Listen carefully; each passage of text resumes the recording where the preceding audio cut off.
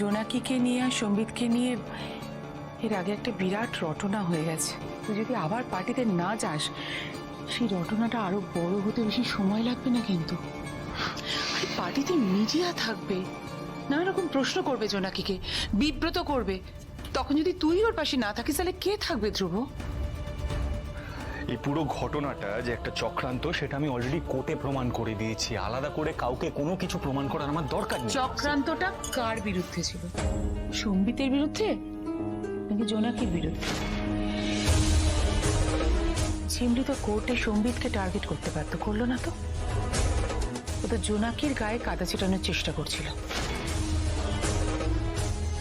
আচ্ছা ধ্রুব, ঝিমলি যে খেলাটা সামনে থেকে খেলছে তার পেছনে বড় কোনো মাথা নেই তো, যে জোনাকির কোনো ক্ষতি করতে চায়?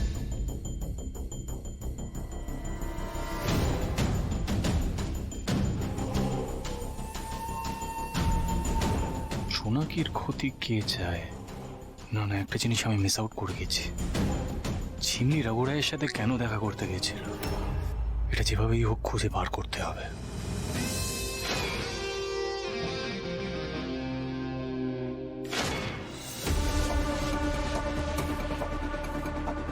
প্রেস মিটে কিন্তু জোনাকির উপর অ্যাটাক হয়েছিল ধ্রুব।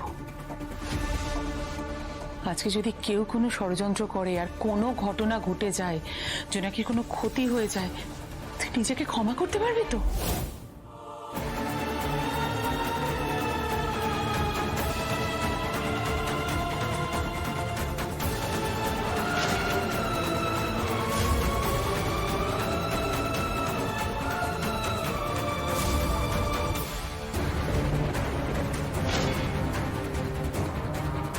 এবার তোর নিজের যেটা ঠিক মনে হয় তুই সেটা কর।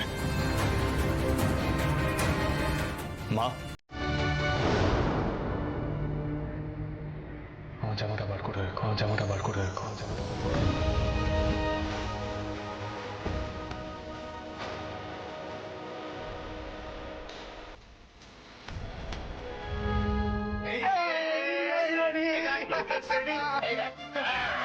এই রংটা পড়া সম্ভব না, আমি এসব রং করবো না, একদম না। আরে সেই জন্যই তো বলেছি আজকে পড়বি। আরে জীবনে কখনো না কখনো প্রথম তো কিছু করতে হয়।